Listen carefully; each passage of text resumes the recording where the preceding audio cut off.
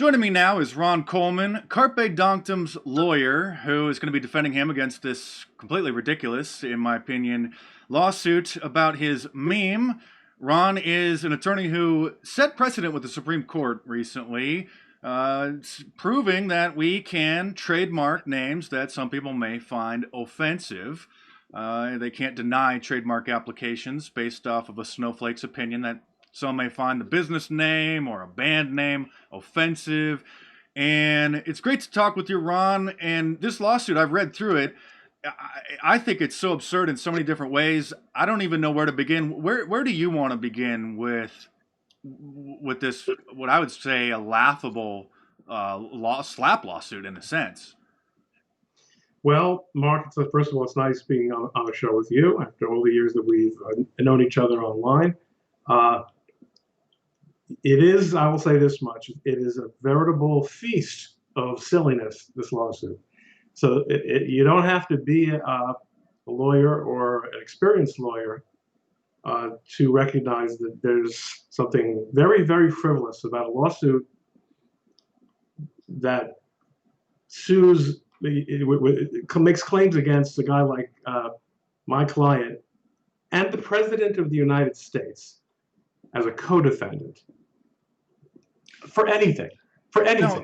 I mean, in this lawsuit, they're claiming that Carpe Donktum, falsely used their image for advertising purposes, which that would be if, in a sense, somebody took a baby's photo and put them on a Pampers commercial or something like that. This video went viral. It was already in the news. It wasn't like a private video. And so in this lawsuit, they're not even explaining what the point of it was, right? So how do you go about, convincing a judge answering these, 24, 25 different allegations that they make in this? He maliciously and falsely, put wrong text on the video that says that these babies were racist, and obviously not proving ignoring the total point that it's just a joke. It was really about CNN, not about the babies. So I mean, like here, number 13. Oh my God! Without written consent, Carpe Donktum manipulated and adulterated the plaintiff's video, knowingly used a portion of it out of context, sent in an extremely distorted and false message.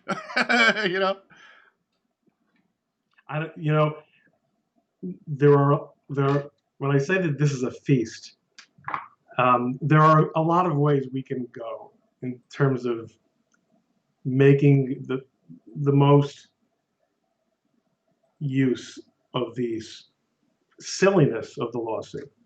And at this point, obviously, I'm not at liberty to really go into that. But I can tell you that it was clearly the product of somebody going through a sort of one of these legal horn books that list all the possible causes of action that you can have under a certain state's law or under a federal unfair competition law, which is very similar to most states' unfair competition law. And this is a form of unfair competition, these claims. And just finding those elements and trying to make them match up with the facts or the alleged facts, and using lots of scary words like intentional and malicious that are sometimes actually required under certain kinds of claims and in order to get certain kinds of damages. But as often as not are meant mostly to scare and impress people who read the pleading. And in the description below this video, I'm going to link to Carpe Donktum's his Fundly fundraiser. You guys aren't using GoFundMe probably for their bias, the likelihood that they would cancel it. But he's trying to raise 100 grand or 150 grand, and some people who haven't been involved in lawsuits may not understand why they can rack up so much money. And I'm assuming you're a high-powered lawyer. I don't know what you charge an hour. I'm assuming $500, $700, $1,000 an hour. But even if it's $500 an hour, you're talking about thousands of dollars a day. Even if obviously you're not going to be working on this 8 hours a day, 5 days a week, but even if you dedicate 1 day a week, you're talking about $15,000 a month in attorney fees for Carpe Donktum. So we want to help him fund this lawsuit, because this could essentially drag out for 2 or 3 years, couldn't it be, with you and their legal team going back and forth? And you want to run us through why these lawsuits take so long? What are you expecting this to do? Because you're going to answer all of these ridiculous claims. A judge is going to read through that, and then you have to go back and forth with their team, and every group has 30 days to respond. So run us through the time frame of this, the costs. I mean, if it gets to having to do depositions, you're going to have to fly to meet them. And I mean, you're talking, some of these lawsuits I've seen with other YouTubers, $50,000 a month in some cases. You're getting me very excited here, Mike. Mark, I mean, the guy's I'm trying to concentrate on your questions here, but but my heart is palpitating as you describe all these ways that the fees could rack up. And in reality, we try to keep them as efficient as possible. There are a lot of ways that a lawsuit like this could go, like any lawsuit. One thing that frequently happens, and it may or may not happen here, is that one or more parties makes a motion to dismiss the pleadings, saying to a judge, even if every single word they say is true, there's still no legal claim here. And that's called a motion to dismiss on the pleadings. A motion to dismiss on the pleadings can often be done by an experienced lawyer whose rate is reasonable, but still maybe on the premium side, like mine. A motion like that, and working obviously with junior people whose rates are lower to sort of give you the raw material to work with, that can come in at under $20,000, $30,000 under the right circumstances. I've done even less expensive than that when something is really garbage and it's really obvious to the judge that it's garbage. On the other hand, in the Gavin McInnes lawsuit down in Arkansas, in Alabama, which we're still awaiting for a decision on. Against the SPLC? Against the SPLC, first of all, we were the plaintiff there. So the complaint was and is extremely detailed. But the motion to dismiss was vast. The SPLC threw a tremendous amount of material at the judge, and we had to respond by addressing all that material and addressing all the legal arguments. That was a pretty high-priced motion, and so even a motion to dismiss can get you easily, to the $50,000 to $100,000 range, depending on what happens and how many legal claims there are, how many factual issues there are. The judge is not supposed to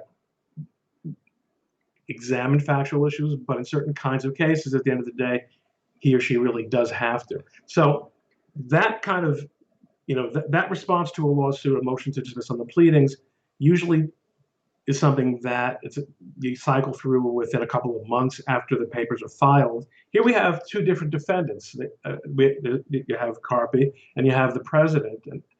And we may or may not be coordinating. I mean, we'll be coordinating because we're co-defendants, but we aren't necessarily going to have the same litigation goal or approach. If both parties, however, make motions to dismiss, and they would be typically separate motions, in any event, that might add a little bit to the time. It's unlikely to add to the cost. Then it goes to the judge. The moving party makes one set of files one set of papers. The plaintiff, who's defending against now our motion to dismiss the claim, responds with a set of papers in opposition to our motion. We then get last licks. Whenever you're asking the judge to do something, you have the burden of coming forward, so we get the last opportunity to answer. That's called a reply brief. That whole process can take 6 weeks, it can take 8 weeks. Then it goes to the judge, and then the judge has complete discretion about how long he or she takes to rule. Now, what if you guys get a judge that is a complete anti-Trump Kool-Aid, CNN Kool-Aid drinker, and they have their bias incorporated into their judgments? I mean, political positions may have come into play in the past. Obviously, it's hard to maybe separate, your personal opinions from the legal positions. But in our legal climate today, it's everything's all messed up, right? I mean, what if a judge reads this and just says, "Yeah, you're terrible. We can't believe what Carpe Donktum did to these poor toddlers," It's possible that that will happen, but it's really unlikely. We're in federal court. We're in the Southern District of New York, which is the most prestigious federal court in the country.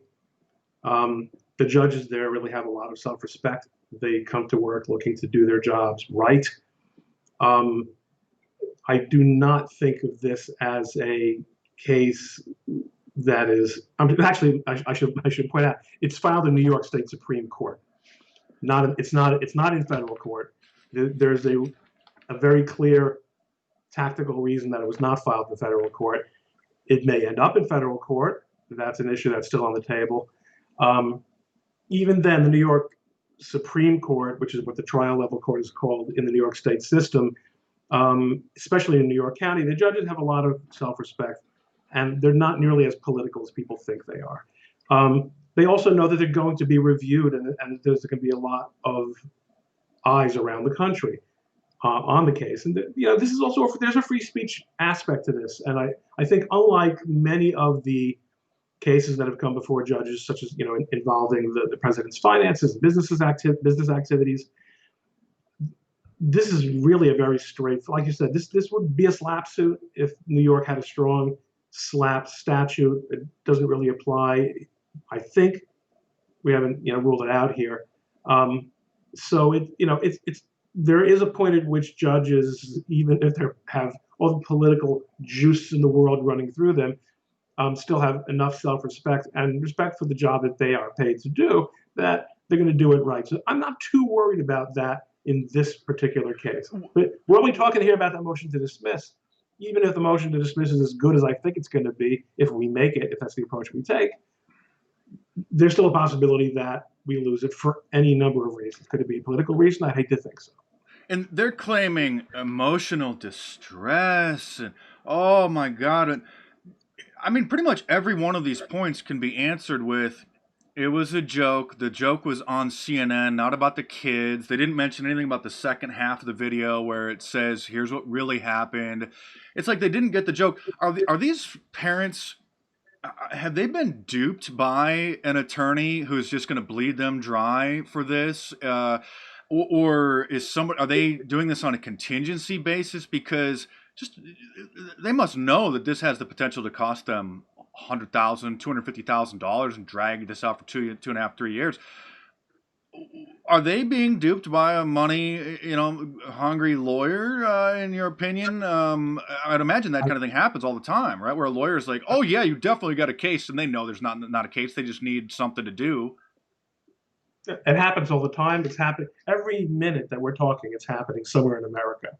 But I would never presume to look into the heart of any other man, much less an adversarial attorney.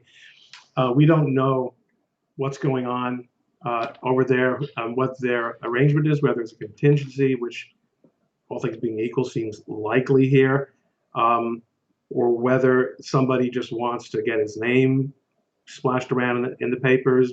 I sued the president of the United States for picking on these poor toddlers. I mean, is that another, it looks like this is a political tactic to try to just smear the president by saying, oh my God, he disrespected these poor innocent toddlers, and he's such a terrible person. He's picking on babies now. I mean, that seems to be another aspect of this, isn't it? I mean, the transparent fallaciousness, falseness, preposterousness of the factual allegations that Carpe and the president sat down and made a conspiracy. I mean, Carpe, God bless him, achieved something that all of us who are supporters of the president would love to achieve, which is to get invited to the White House and bring in his family and have a day that he'll remember for the rest of his life. Not a lot of conspiring, I think, during that meeting, and it's absolutely ridiculous. And so I think the link to the president here doesn't seem to do the plaintiff any favors. But they have they have their calculus. They know what they're doing, I suppose. Because this wasn't even I guess they're claiming that this was like a campaign ad, but at the end of the video, there wasn't like a vote for Trump or anything like that. Obviously, if Carpe or anybody used these images of these kids in a commercial for baby food or diapers, that would be misappropriating their image. But do you expect that a judge is going to dismiss this, or are you going to have to just is this going to be drug out for 2.5, 3 years, and then in 30 seconds you can explain this to a jury of fellow human beings and be like, it's a meme, it's a joke, it's making fun of CNN, spinning fake news. It obviously meant no disrespect to the kids at all. The joke is on CNN, period. Ladies and gentlemen of the jury. Well, I mean, you asked what we would call in the courtroom a compound question. Let me try to break it down a little bit. I mean, one of the first things you said was that now I don't even remember what it was.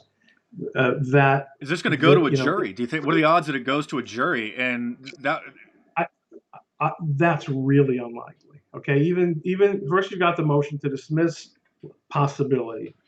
In the if there isn't a motion to dismiss, or if a motion to dismiss is denied, there would be some discovery. Once the discovery takes place, I think that a judge in this situation would probably make discovery pretty quick and dirty. They have control over the schedule. After discovery takes place, there would be a motion, what's called the motion for summary judgment, which is a sort of fleshed out version of the motion to dismiss. It says, Judge, you said we couldn't dismiss the case based on the allegations as if they were true.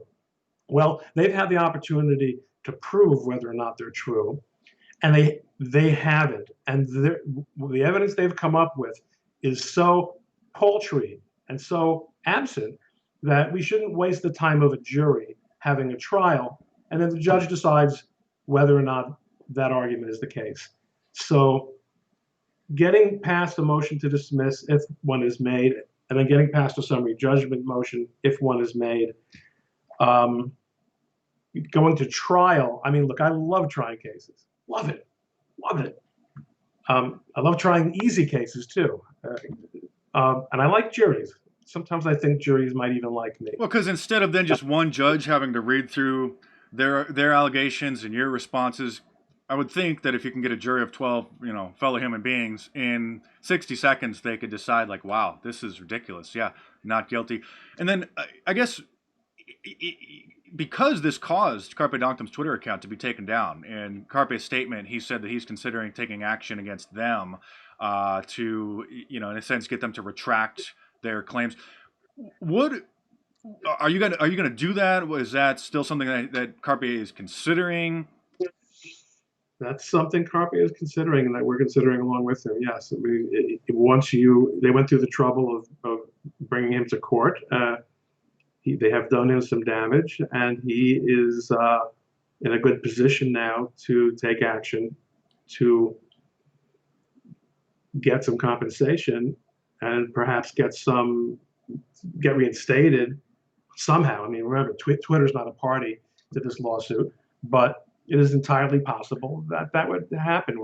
That's certainly on the table. Because if the parents are on the hook for, I would argue, millions of dollars in loss that Carpe is now having lost because he became a huge superstar over the last year, 2 years, several years. He has 20, 30 years left in him. I don't know if you can sue for future compensation, but just the fact that he's not able to reach the millions of people anymore like he was.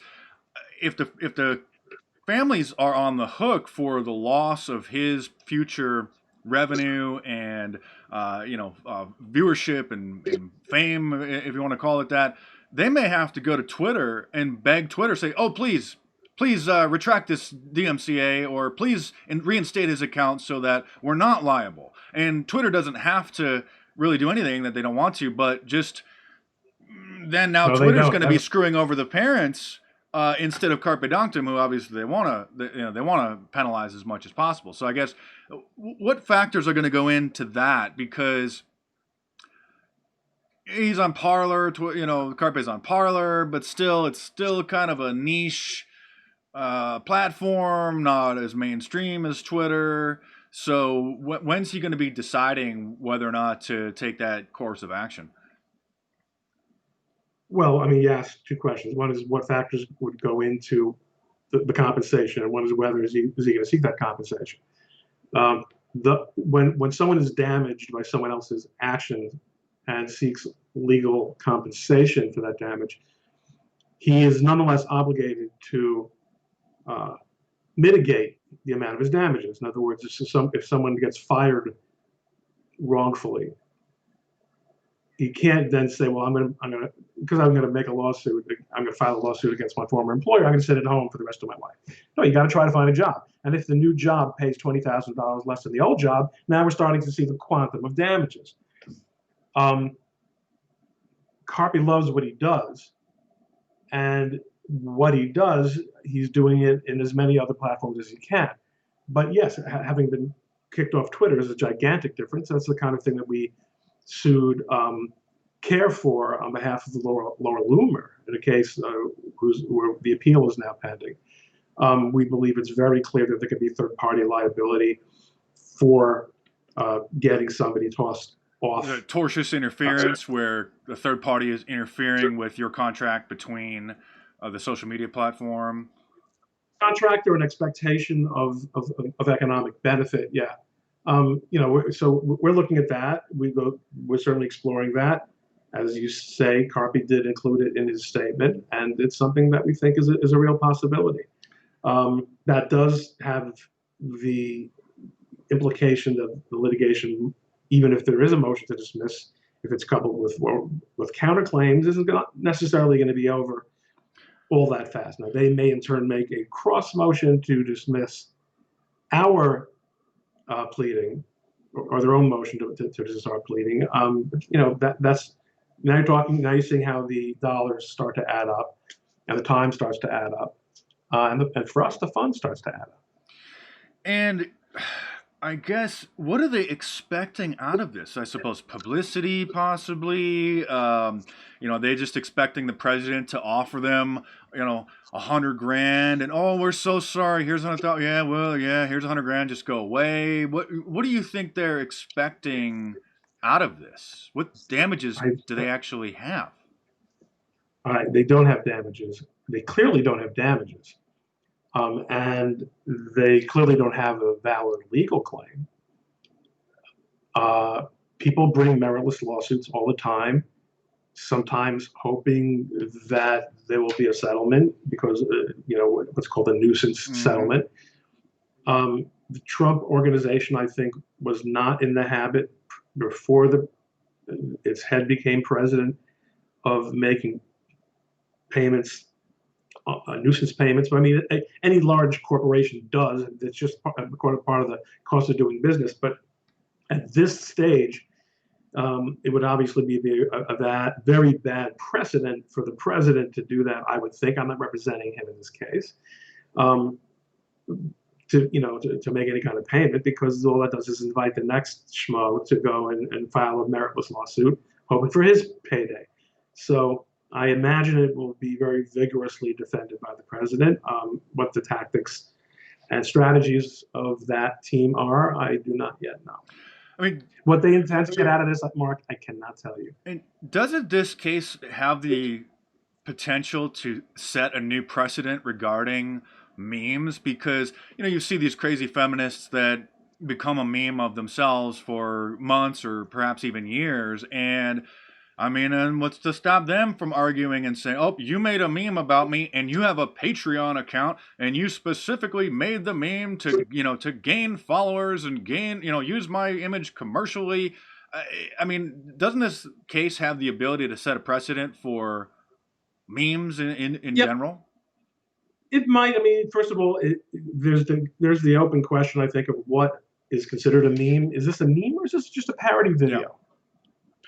I often think of memes as being something that is either static, some kind of picture, or if there's motion, it would be more in the nature of a GIF or something that's 2 or 3 seconds. This is arguably a parody video.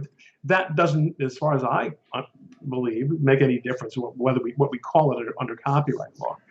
But interestingly, there's no copyright claim here, which would, anyone looking at this, it's very obvious that an attempt was made to find a way to sort of make a copyright claim without making a copyright claim, because there's no copyright claim.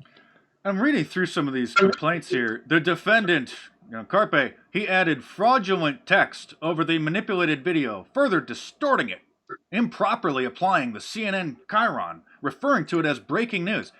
I mean, come on. He maliciously added the font. Oh, the toddler runs away from the other baby. He knowingly, he created the false video knowing of its falsity. Well, it's parody with reckless disregard for the truth. I can't read this without laughing. I mean, so is the judge going to see, you're going to send the judge a video, a thumb drive with the video so that he can see it in its entirety, I suppose, with your response to this insanity? Well, there's no getting around that. I mean, the judge has to see the video in order to make a decision.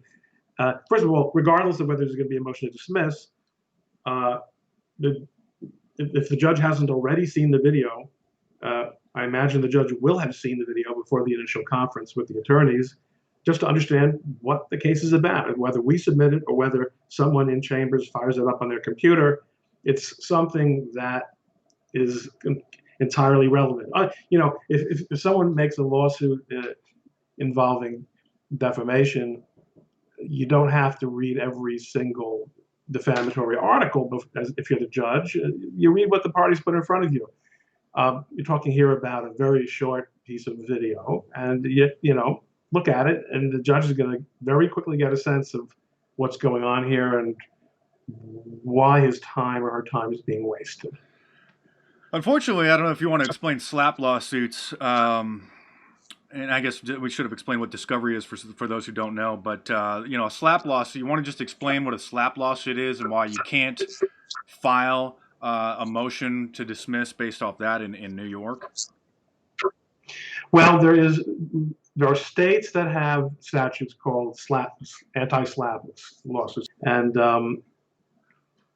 they are meant to prevent lawsuits like this, lawsuits where people find obscure ways of suing people for saying something.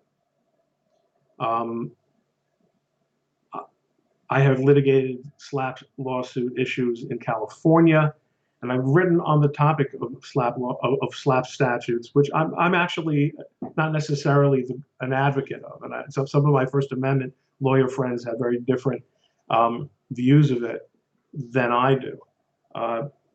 However, there was a recent decision in the Ninth Circuit which gave me a little bit of hope. I mean, in my view, there's always been a bit of a problem with the application of slap suits to federal claims or use in federal court. They're state law creations. Now it's a question as to how applicable they are to state law claims, state courts.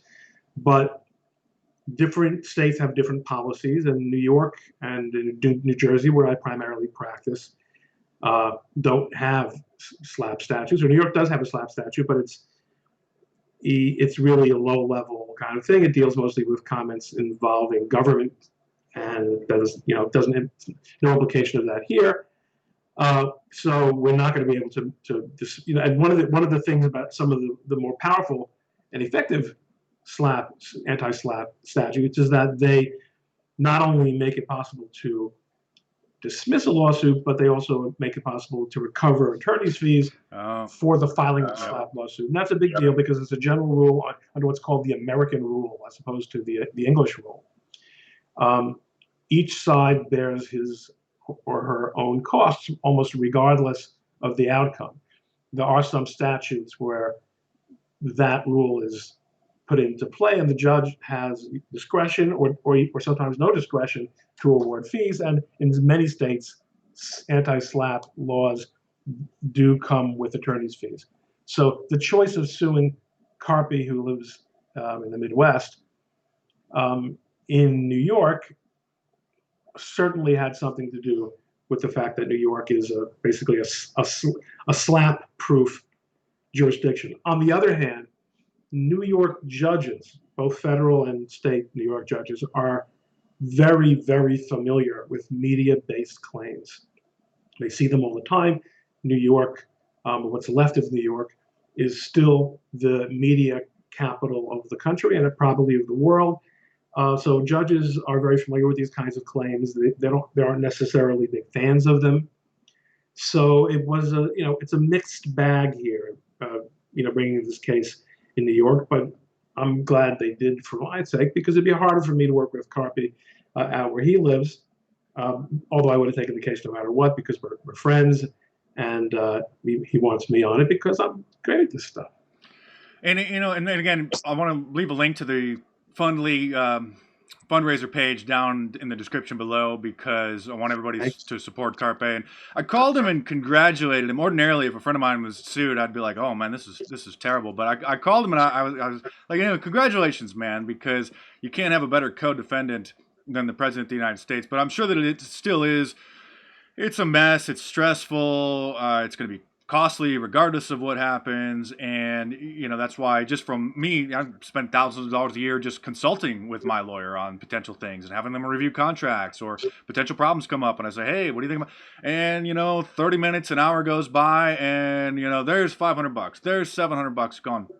And that's, litigation is very, very expensive. That's what it costs. And so, when people see the fundraiser, oh, he's got $100,000, that's fine. I mean, this could be extremely expensive. And, just like I said, just doing the math, even if you're a bargain lawyer, $500 an hour, you're talking about thousands of dollars a day, just working on the case, researching, filling up briefs, not to mention if you have to go and travel and do depositions and stuff like that. So Carpe it's going to be, it's a blessing and a curse. It's kind of, on one level, I'm sure, funny for him, but pretty stressful, not something anybody really would want to choose to be a part of. I would think not, but it does put him back into play and on the map in Twitter. People are talking about it. Twitter's really important to him, obviously. Everybody wants to be vindicated, and this is an opportunity for a sort of vindication for him. And it's also nice to see how well his Fundly has done so far. He's a really well-liked guy. And it's nice to see so many strangers are willing to help out with $5, $10, and more. So, and that's one of the few things, about social media, which has been so destructive in so many ways, is of the social order. It's, it's been great for me in a lot of respects, but I probably would be getting a lot more sleep if it weren't for social media, but maybe a lot less work. But the ability to do crowdfunding, over Twitter, even if some of the crowdfunding platforms are so politicized that they won't let conservatives raise funds on them, hell with them. There are ways around them. There are still options. We're not locked down completely yet. So, that's an encouraging thing. I'm sure it helps them get to sleep at night.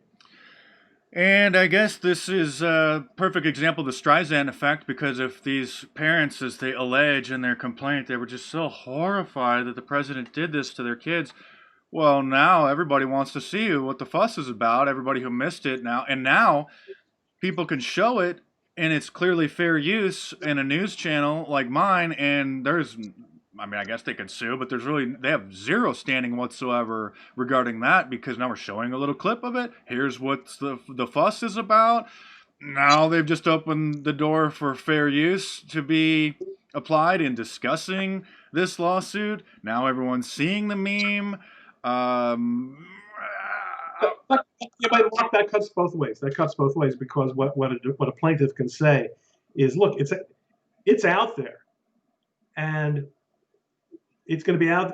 There's, we recognize there's nothing we can do to stop it from being out there, and we acknowledge that the lawsuit is making it more out there than it otherwise would be. But the fact is, we're still, or our child is still, entitled to compensation for the tragedy and the pain and the horror of it being out there. And there is something to be said for the idea that you shouldn't be penalized for seeking compensation, or whatever you're entitled to, for a wrong that's done to you, if merely because it's going to be repeated in the papers. But I think you're right. I mean, it is hard to think if your concern is really with the best interest of your child, how can it be that you want to regurgitate, what was swallowed? And as you know, and we'll wrap this up, and I appreciate your time. Twitter is just a blip on the radar. It's like an appetizer, whereas YouTube is more of a four-course meal. So everybody would have forgotten about it. Maybe the parents got a few text messages from their friends, like, "Oh my God, the president just tweeted." Okay, yeah, maybe it was a little, uncomfortable for them, a little disappointing for them to hear that. But in 24, 48 hours, it's gone. Nobody's going to remember when these kids are older. Nobody's going to remember, oh my God, you were those babies that, President Trump retweeted. Nobody cares. Nobody doesn't, no one's going to recognize them. And then, their names weren't used. It's just crazy. So I appreciate your time. We'll keep in touch as this thing unfolds or drags out as the legal system is now slow to the, with the coronavirus, everything seems to be quite slowed down. So we're wishing Carpe the best. It's a blessing and a curse, I suppose.